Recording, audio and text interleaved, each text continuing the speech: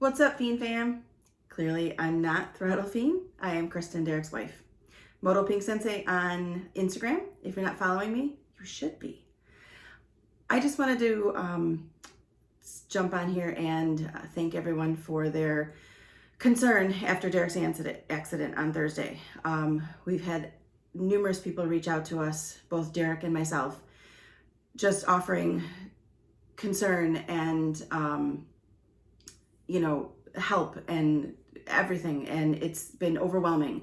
And everything we've been dealing with, talking to the insurance companies and getting, him set up with everything that he needs to. And it's just the concern and the care that we have seen from you guys is just overwhelmingly humbling. And the generosity is just wonderful.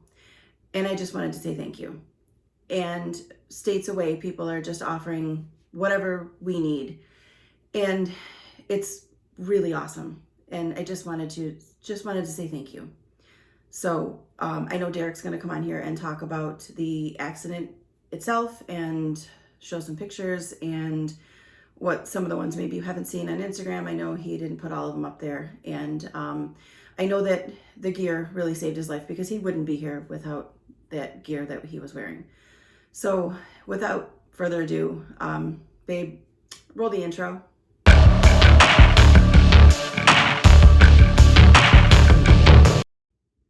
Thank you, sweetheart, for those kind words. Fiend fam, Throttle Fiend coming at you. As most of you know, I have had an accident. Obviously, I'm sitting here with my sling on. I go to see the orthopedic surgeon on Friday, and they're telling me that I'm going to have surgery. The good news is that it was supposed to heal faster with the surgery. This video is basically going to be stream of consciousness.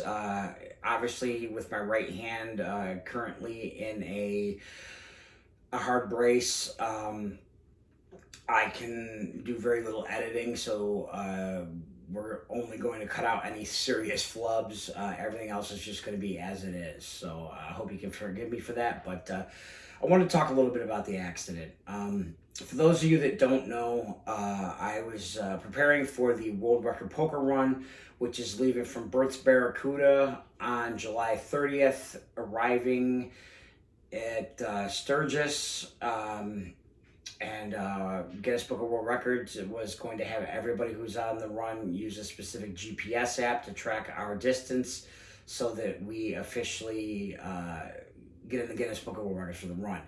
I had actually gone to a doctor's appointment on Thursday. I was on my way home, and as always, wearing full gear. I wasn't speeding. Speed limit in that particular area of Empire Boulevard, for those that know the area, basically the corner of Empire and Plank Road. It's 45 there. I was doing about 40, and obviously I slowed down. But long story short, I was in the far right-hand lane in lane position 3, and I was coming up the hill crested, but I was quite a bit past that crest. The sun, it was like 2:50 in the afternoon, so the sun was well behind us. It wasn't like it was midday where the sun was high in the sky, so that couldn't be an issue. And that wouldn't be something that could be said that got in the way. A gentleman was in the parking lot going to make a left-hand turn.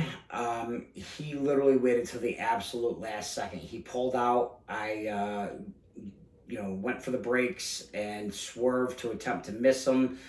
I did mostly miss him because I was heading right for him. I was going to T-bone him, but I did end up clipping the end of his bumper. My 2020 Lowrider S stopped. I did not.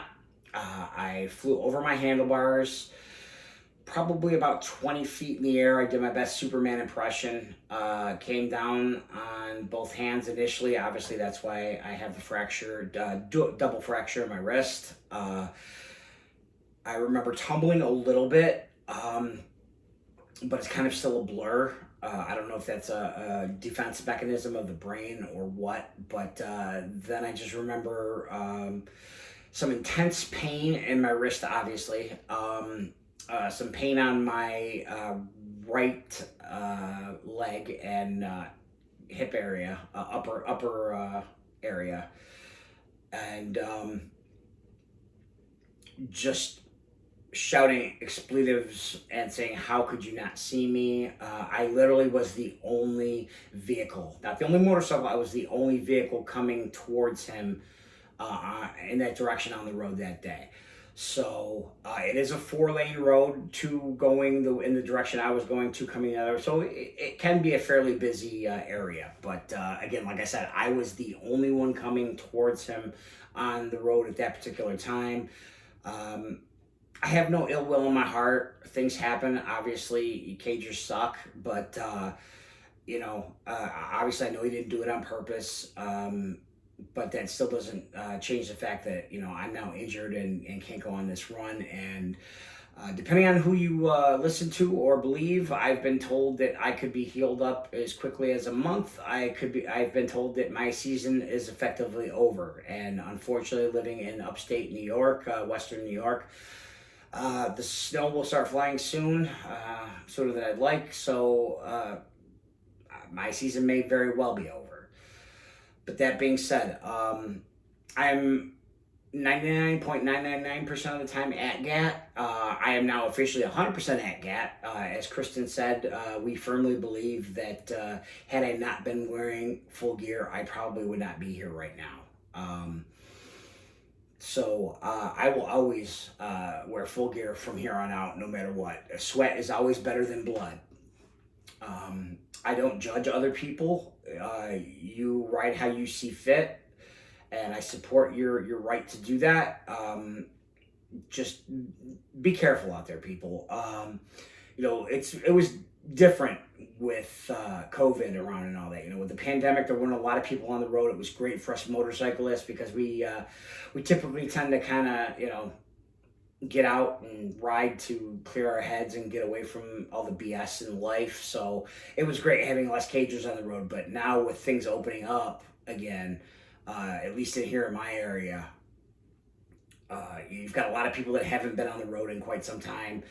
I don't mean to disparage, but this gentleman was quite up there in age. I'm not going to say too much more than that, but he's old enough to be my grandfather. I'm not saying that that factored into it, but it is what it is. So please be careful out there. If you're not sure, better to slow down even more, be even more cautious. If you have to pull off the side road just to make sure. Again, I had no idea he was going to do this, what he did by pulling out in front of me. I assumed that he was going to wait for me to pass, and I did everything in my power to avoid an accident, obviously. But it still happened. So I'm going to throw some pictures up here as I talk. If you follow me on Instagram, you've probably seen a majority of them. I actually have some GoPro video of the bike when we went back on Friday to take pictures of it and all that for my insurance company, Geico, to take a look at it. For those who don't know, Geico did total the bike out. They're cutting me a check on Monday, and they're going to go after his insurance company for the funds from his company. So as far as that goes, I've been made whole. As far as the bike goes, I'm not sure how long it's going to be before I ride again. Like I said before, it could be a month, could be 2. My season could be over, and I'm looking to order a bike or find something that I'll start riding in probably late March to early April, depending on how Mother Nature treats us with the snow.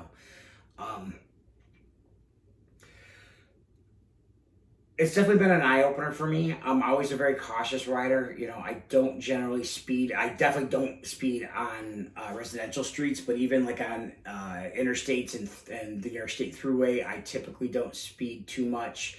A couple over like everybody does just to keep up with traffic, but I'm always very conscientious about how I ride. I don't zip in and out of traffic, this, that, the other thing. So this was, very much a shock to the system.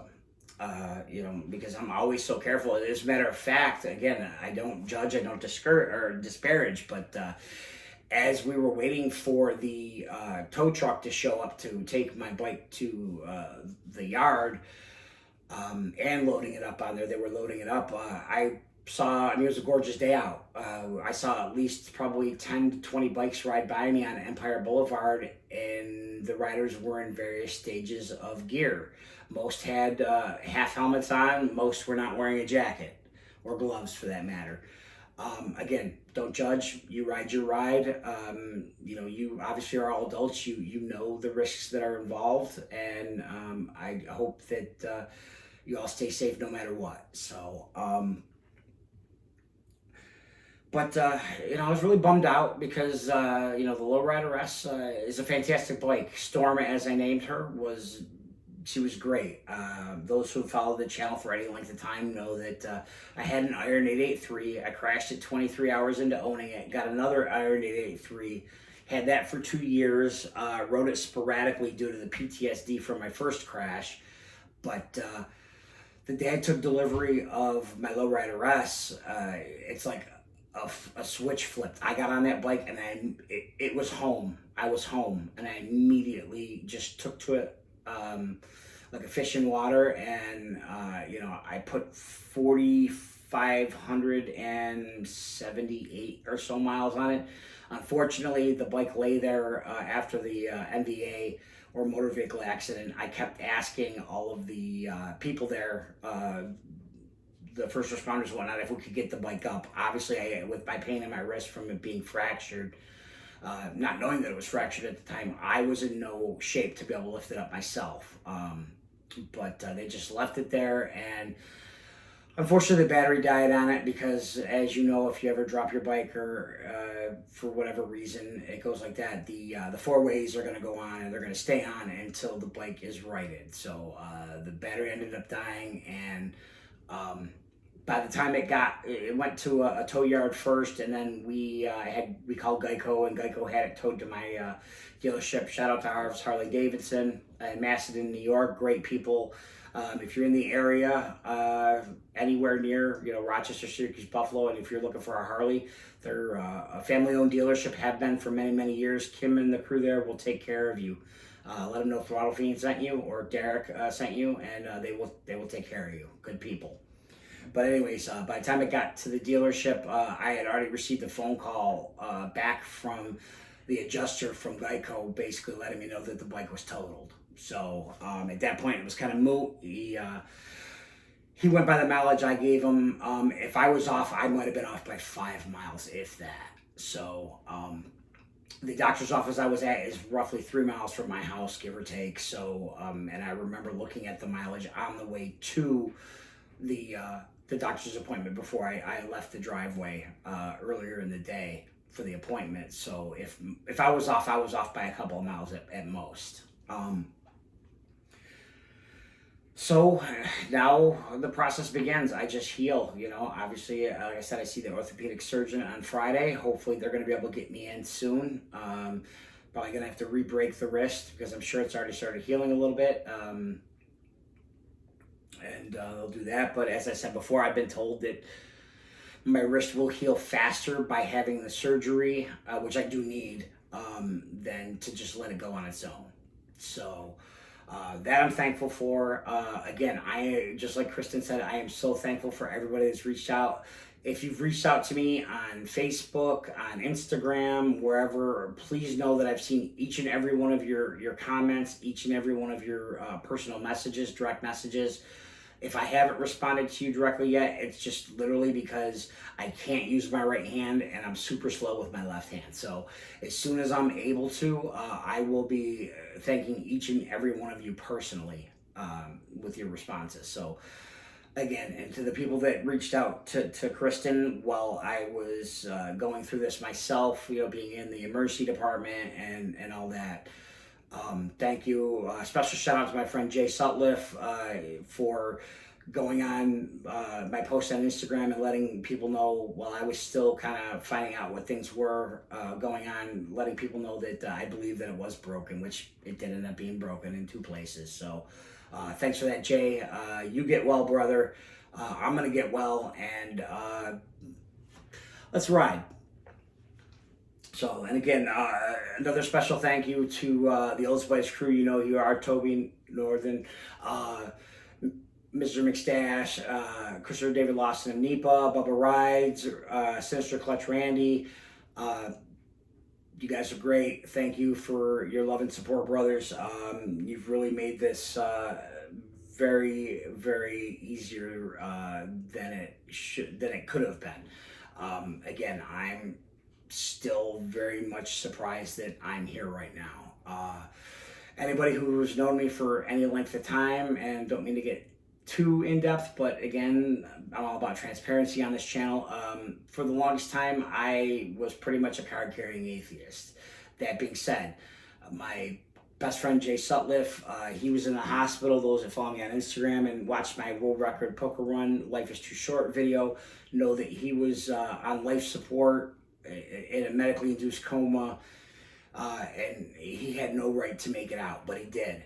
And after going through and replaying the accident in my head over and over and over again, and looking at my gear and seeing how it held up and seeing the damage that was done to the bike, if that wasn't divine intervention, I don't know what is. So you may not see me in the pews on Sunday, but somebody out there is looking out for me, and I welcome it.